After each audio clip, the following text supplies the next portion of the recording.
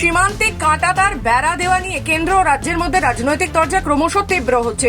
সম্প্রতি দেশের স্বরাষ্ট্রমন্ত্রী অমিত শাহ এই ইস্যুতে সরাসরি তৃণমূল কংগ্রেসের দিকে আঙ্গুল তুলেছেন। তার দাবি, রাজ্য সরকার জমি না দেওয়ার কারণে ভারত বাংলাদেশ সীমান্তের প্রায় 563 কিলোমিটার এলাকায় এখনো কাঁটাতার বেড়া দেওয়া সম্ভব হয়নি, যার সুযোগে অনুপ্রবেশ বাড়ছে।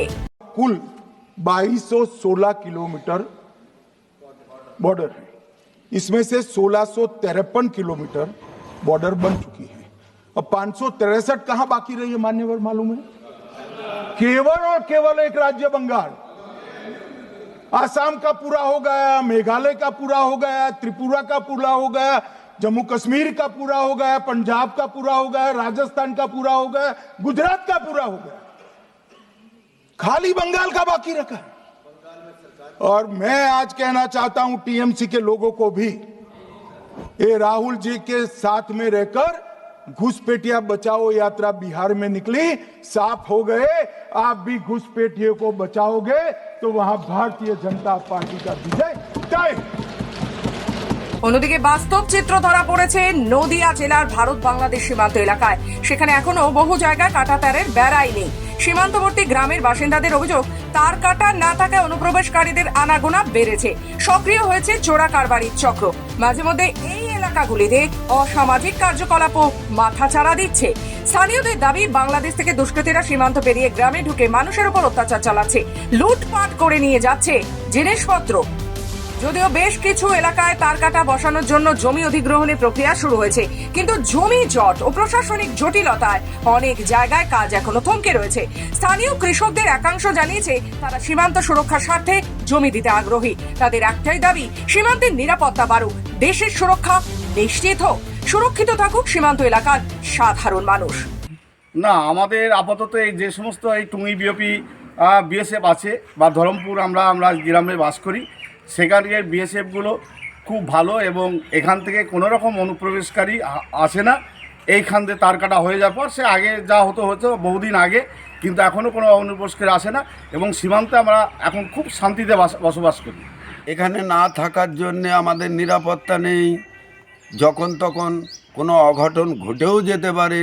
সুতরাং রাজ্য সরকার এবং কেন্দ্রীয় সরকার আলোচনার মাধ্যমে এই তার কাটাগুলো দিয়ে দিলে আমরা সুরক্ষিত থাকব, ভারতবর্ষ সুরক্ষিত থাকবে, পশ্চিমবঙ্গ রাজ্য সুরক্ষিত থাকব, আমরা সর্বসাধারণ শান্তিতে বাস করতে পারব। এই পরিস্থিতিতে তৃণমূল কংগ্রেসের পক্ষ থেকে পাল্টা অভিযোগ তোলা হয়েছে। তৃণমূল নেতাদের দাবি, কেন্দ্র সরকার জমি অধিগ্রহণে যথাযথ উদ্যোগ না নিয়ে রাজনৈতিক উদ্দেশ্যে রাজ্য সরকারকে বদনাম করার চেষ্টা করছে।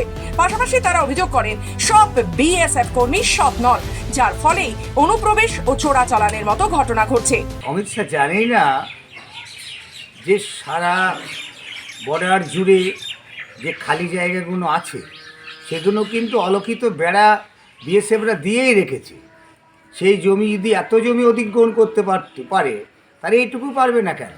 অতএব এদের গাফিলতি, সেই গাফিলতি করে ইচ্ছে করে সরকারকে হেয় করার জন্য এই ধরনের বক্তব্য বলছে।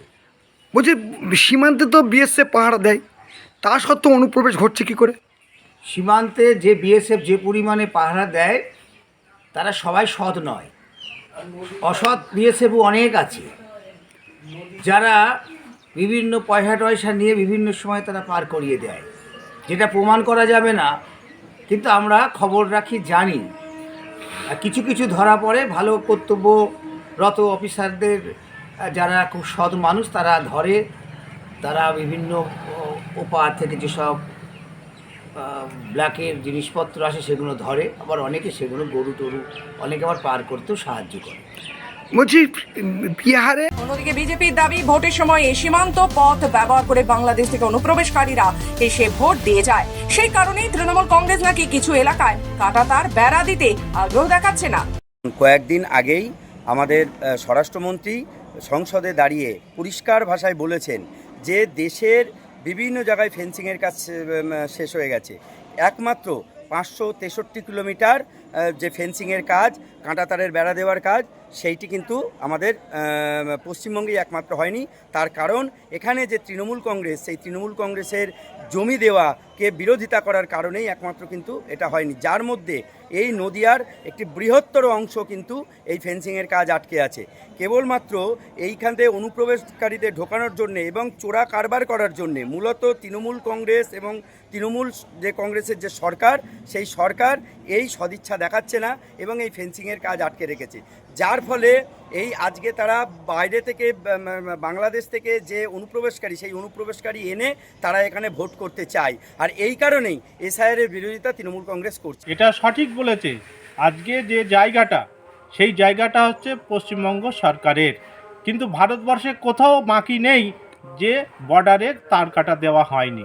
শুধুমাত্র এই পশ্চিমবঙ্গে 563 কিলোমিটার জায়গা তার কাটা দিতে পারেনি। কারণ হচ্ছে একটাই, সেটা হচ্ছে এই রাজ্য সরকার সেই জায়গা না দেওয়ার পরিপ্রেক্ষিতে আজকে এই তার কাটা বিহীন হয়ে পড়ে রয়েছে। পাশাপাশি সীমান্তে বসবাসকারী সাধারণ মানুষের বক্তব্য অবশ্য স্পষ্ট। রাজ্য সরকার ও কেন্দ্রীয় সরকার রাজনৈতিক বিবাদ ভুলে একসঙ্গে উদ্যোগ নেই। তারকাটা বেড়া সম্পূর্ণ হলে রাজ্যের সুরক্ষা যেমন নিশ্চিত হবে, তেমনি দেশের নিরাপত্তাও মজবুত হবে। সর্বোপরি নিরাপদে থাকবে সীমান্ত এলাকার মানুষজন।